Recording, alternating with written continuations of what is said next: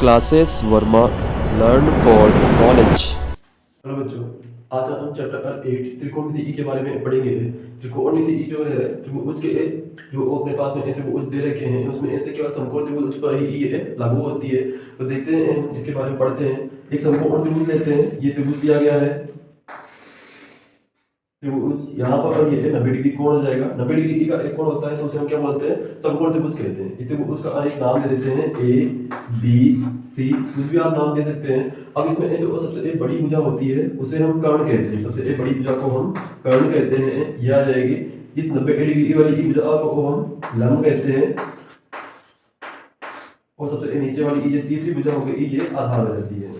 तो समकोण त्रिभुज में 3 भुजाएं हैं और तीनों भुजाओं के अलग अलग नाम दे रखे हैं। सबसे बड़ी भुजा को हम जो 90 डिग्री के सामने जो भुजा आती है उसे कर्ण कहते हैं। ये जो खड़ी भुजा आती है इसे लंब कहते हैं, और ये आधार हो जाता है। इसमें भी ये दो तरह के होते हैं। अगर हमने यहाँ पर थीटा ले रखा है, अगर हम इस कोण के सापेक्ष में पढ़ रहे हैं, इस कोण के सापेक्ष में पढ़ेंगे तो जो कोण आपने ले रखा है उसके सामने वाले एक कोण को जो भुजा आती है उसे हम लंब कहते हैं, और उसके साथ में जो भुजा आती है उसे हम आधार कहते हैं। तो जैसे मान लेते हैं कि एक और त्रिभुज हो गया ये वाला, ये भी आपका ए बी सी है, ये 90 डिग्री का कोण है। ये वाली भुजा तो सबसे बड़ी भुजा जो है वो कर्ण रहती है, उसमें कोई भी चेंज नहीं होता है। अब यहाँ पे एक कोण ले लेते हैं कि भाई थीटा अगर यहाँ दे रखा है, इस वाले एक कोण के सापेक्ष में हमको मान निकालना है, तो इसके सामने वाली भुजा को हम लंब कह देंगे, ये आपकी लंब हो जाएगी। और इस कोण के सामने पास वाली भुजा को हम आधार लेंगे। तो ध्यान रखेंगे कि हमें किस कोण के सापेक्ष में मान ज्ञात करना है। कोण ए के सापेक्ष में, यानी कि अगर यहाँ पे लिखा हुआ है तो उसके सापेक्ष में, कोण सी के सापेक्ष में निकालना है,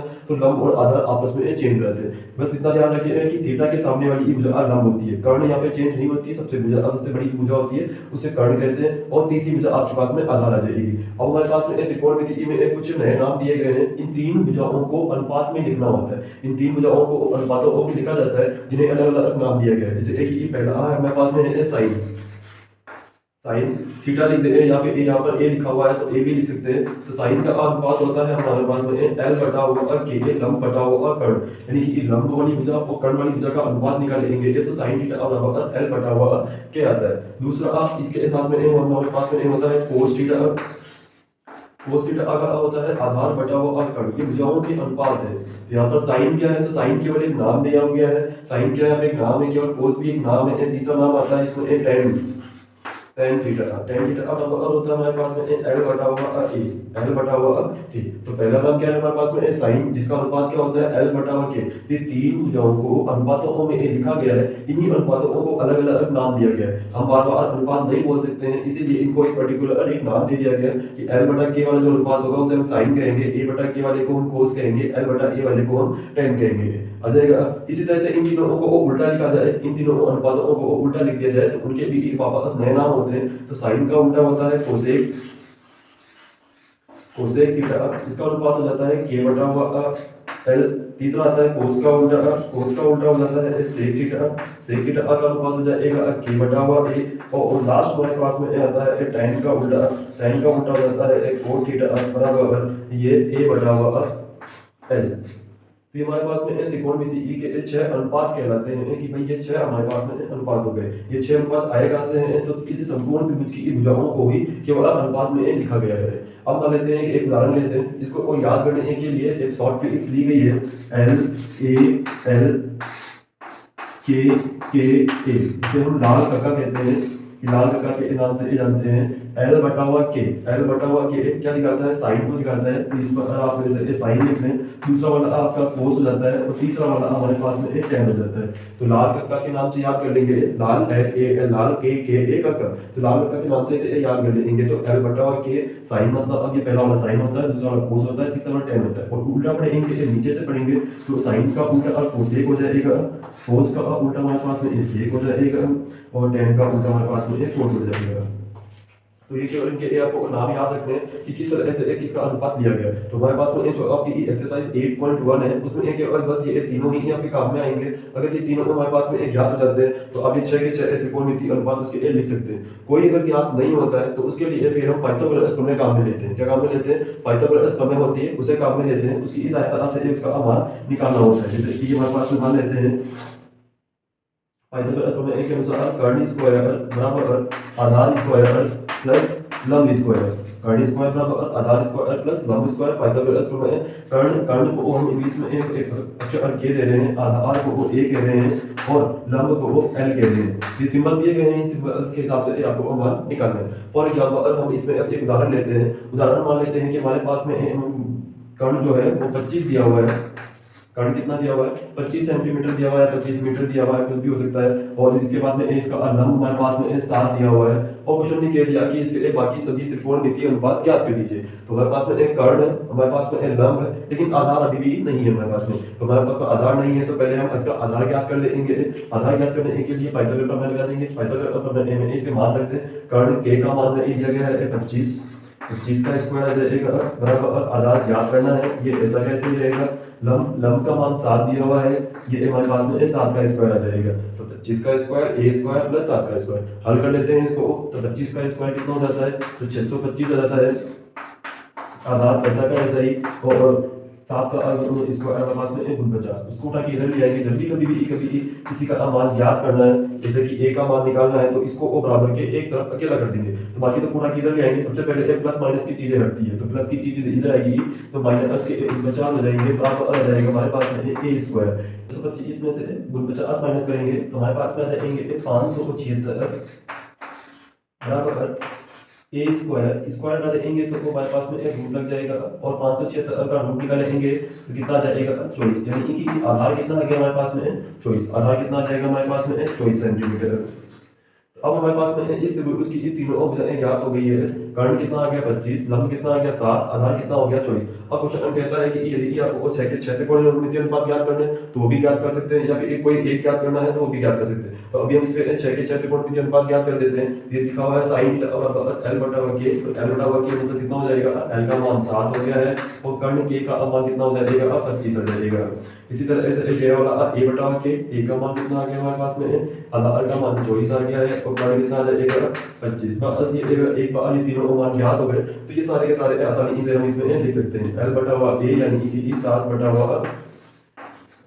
24 को से का निकालेंगे तो k बटा l, k का मान हमारे पास में कितना है? 25, 25 बटा l का मान हमारे पास में 7।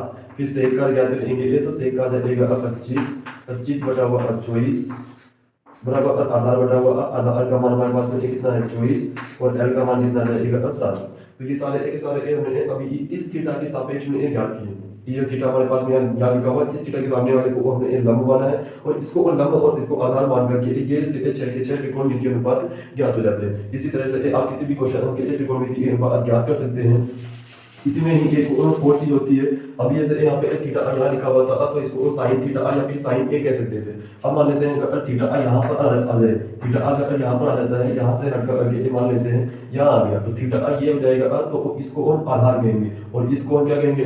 लंब कह देंगे। अगर थीटा यहाँ पर है तो थीटा के सामने वाली भुजा को हम लंब कहते हैं, तो थीटा के सामने जो भुजा आएगी उसे लंब कह देंगे और थीटा के पास में जो भुजा आएगी उसे आधार कह देंगे। इसकी लंबाई वही की वही रहेगी, लंबाई कम नहीं होगी, लंबाई 7 थी जो 7 ही रहेगी, बस इसे आधार कह दिया जाएगा। तो अब इसका अगर साइन का मान निकालते हैं तो साइन सी बराबर साइन सी के साथ निकालते हैं तो सी बराबर साइन सी बटा एल बटा के। तो एल बटा के तो अब लंब कितना हो जाएगा? इसके सामने ये वाली भुजा 24 आ रही है तो लंब 24 आ जाएगा, आधार और कर्ण कितना हो जाएगा? 25। पहले यहाँ पर साइन थीटा यानी कि साइन ए के सापेक्ष में निकाला था, तब यहाँ पर इसका मान एल बटा के अनुपात वही का वही था, केवल कर्ण भी आपका वही का वही था, लंब चेंज हो गया। लंब पहले 7 था, अब लंब कितना हो जाएगा? 24 आ जाएगा। तो ध्यान रखेंगे हम किसके सापेक्ष में निकाल रहे हैं? ए के सापेक्ष में निकाल रहे हैं या इस वाले कोण के सापेक्ष में निकाल रहे हैं? जिसके सापेक्ष में निकालेंगे उसी के सामने ए वाली की भुजा ही काम में ली जाएगी। इसी के बाद में एक और क्वेश्चन देखते हैं इसका।